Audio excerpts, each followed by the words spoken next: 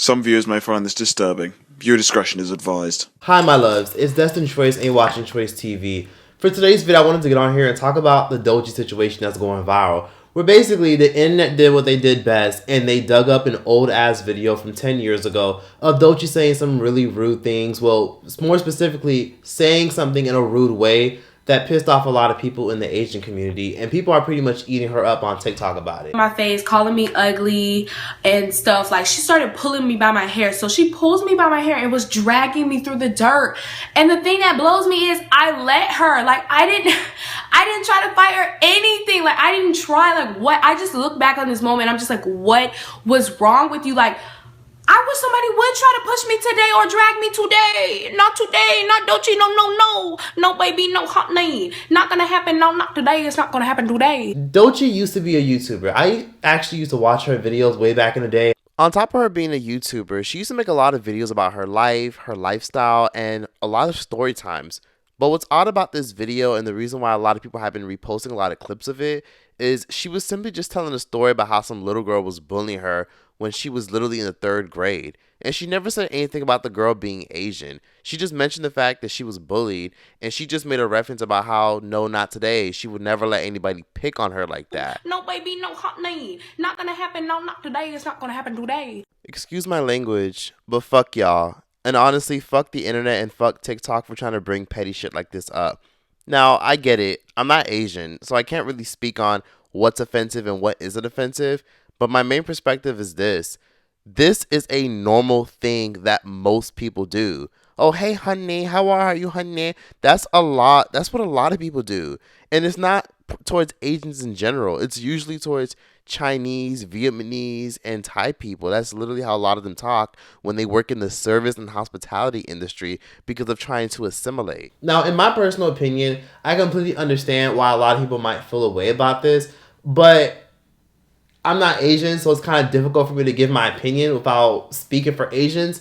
But my honest perspective is this. Asians really do talk like that. If you actually have ever been to the DMV, New Orleans, or if you've ever been to the East Coast, that's how a lot of Asians talk. A lot of them be like, hey, honey, hello, honey, I do nice nail for you, honey. That's how a lot of them talk. Asians just have a tendency to be naturally funny because a lot of Asian Americans, not Americans who just happen to be Asian, but Asian Americans who just came to America with heavy accents have a tendency to be very blunt, have a tendency to try to assimilate, and then they try to be relatable. And this is something that happens a lot of times in our media, where sometimes they're mocked in our media, where people try to make fun of them and make jokes about the fact that a lot of them try to, be edgy, but then they sound ridiculous. Oh, hi. Hi, can I just get a pedicure, please? Okay, yeah, you come sit right here. Come sit this chair right here. Okay. What color you like? Lots of color, red, purple. Ping pong. Like orange. Oh, that's gonna be cute on you. That's gonna be cute. We all don't you so you don't.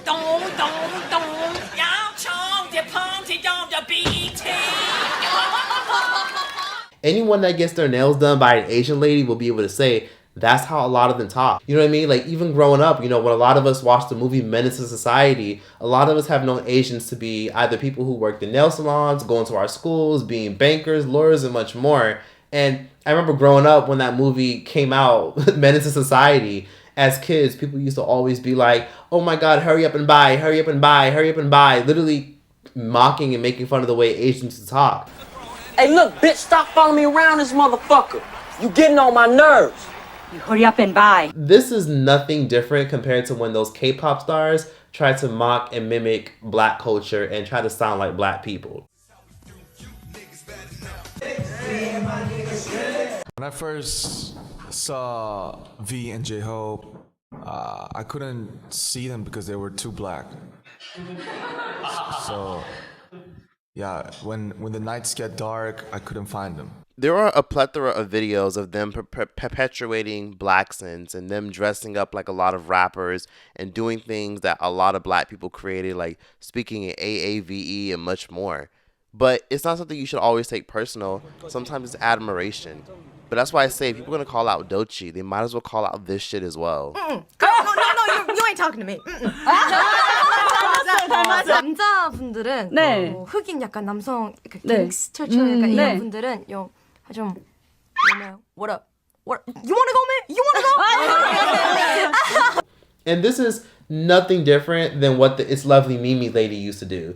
Now, if y'all didn't know, It's Lovely Mimi grew up around a lot of black people. If y'all know who she is, she's a food blogger, YouTube vlogger. And growing up, I thought she was black. I had no idea she was Asian. Like, I literally remember watching her vines and her clips from Instagram when she first got famous. And I thought that this was just a light-skinned black woman. You know, I have friends that look a little bit like her with the hooded eyes and light skin and much more because she was rocking cornrows. She had this big old butt and she had a black man with long locks down to his back. So I honestly thought that she was black. Bad hygiene means you stink.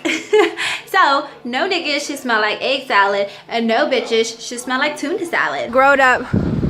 But fuck stage Joe to talk about, oh, your shrimp fried rice, egg foo young eating A's. I be like, boy, your motherfucking chitlin, pig feet, collard green, mac and cheese, yams eating ass. But come to find out, she isn't black. Come to find out, she's actually Asian and she's Vietnamese to be exact. And she used to always put on a fake black accent saying, yeah, I feel you. I feel like, you know, just doing the most. But she grew up in the DMV. She's literally from Maryland. That's how they talk over there. That's literally how they talk. And Maryland is ran by a lot of black people. So a lot of Asians and black people and Africans and Mexicans, they all coexist together as one. And of course, they adopt their dialect. This is the stuff that a lot of us grew up seeing. And to be honest with you, you never really ever see Asian people complaining because, again, they are the model minority. And if you want an even greater example of how they're the model minority, let's be honest. Remember when the whole Asian hate train was going on, where they were basically saying that Asians were getting a lot of hate? Basically, after I don't remember, there was a moment where people were walking up to Asians during the Pandemic Express, and they were just Lysoling them, saying, y'all started this, y'all caused this stuff to spread, and people were being really disrespectful to Asians, walking up to them, putting their mask on anytime they got near an Asian, and so much more. In the past 5 years, there's been a lot of like adversities with a lot of Asians being very sensitive to shit like this. So I understand. But let's not forget that they are the model minority. And on top of being the model minority in America, they even had like a whole 1-800 number that they could literally text. So if they ever experience any type of hate as an Asian, they can literally send messages, send photos, and report it. Since March, one organization collected almost 3,000 reports of anti-Asian hate throughout the country. Some of these hate crimes were caught on tape, including this moment when an Asian American woman was attacked in Queens, New York, Congresswoman Grace Meng's district. The recent spike in violence against Asian Americans, especially against the elderly, resulting in even death, is especially horrifying. New Jersey Congressman Andy Kim says the videos have left a personal impression on him and his colleagues. The 91-year-old man being pushed, his body literally airborne. I saw in that image someone that could have been my father or my grandfather.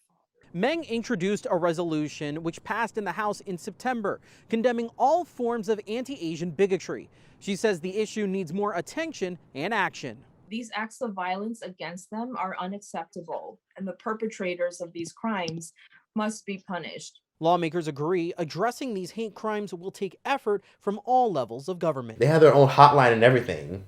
And then on top of that, Asians also had a whole bill that was put into place that specifically protected them from any bullshit and disrespect. A bill dedicated to them as a race of people. When I was in the Senate, Senator Hirono and Senator Duckworth and I introduced a resolution in the United States Senate condemning the rise of anti-Asian sentiment in our country. At that time, more than 1,100 anti-Asian hate incidents had been reported since the start of the pandemic. Today, that number is more than 6,600.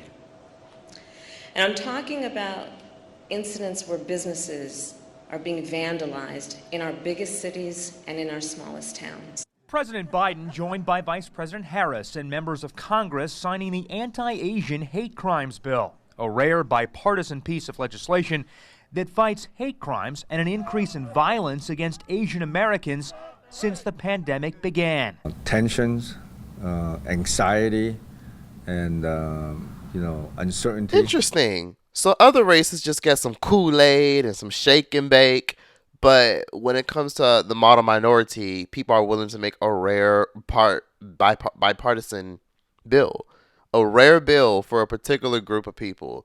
You know, it really shows you how fucked up and how crazy America is, and how when it comes down to civil liberty and peace, they're willing to make an exception if they feel like it. They're like, oh no, y'all niggas will be fine. You know, let's just move on. It's old. It was a long time ago. So this is why sometimes when I look at people trying to point out the Doechii clip and saying, well, if the roles are reversed, well, the roles aren't reversed, bitch.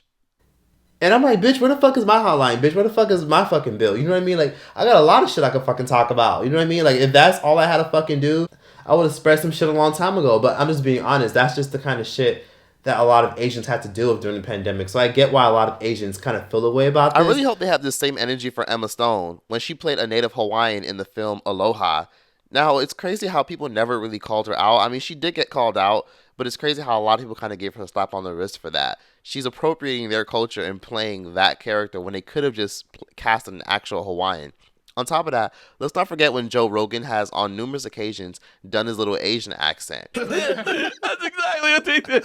Sweet and sour pork. Second now. All I have is second gear. So they're already the model minority, but a lot of times they're only nice when you're giving them money. Like the entrepreneurs who are nail techs, they're usually very nice and chatty with you. But a lot of times when you walk into a beauty supply store or you walk into a restaurant and you try to be polite, they don't make any eye contact with you at all. They barely look at you. You ask them like, hey, excuse me, do you know where the can of toothpaste is, bitch? And they'll be like, oh, just over there, go over there. Oh, over there, it's somewhere. Just look on the side. It's over there somewhere right there.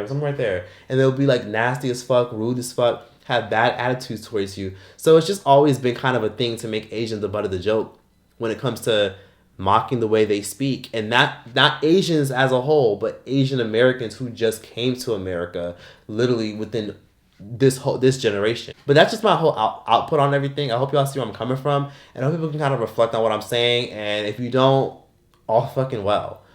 That's that for this video. Like, comment, subscribe, and yeah, that's that. Choice out this bitch. Will you still love me when I'm no longer young and beautiful? Will you still love me when I'm no longer young and beautiful?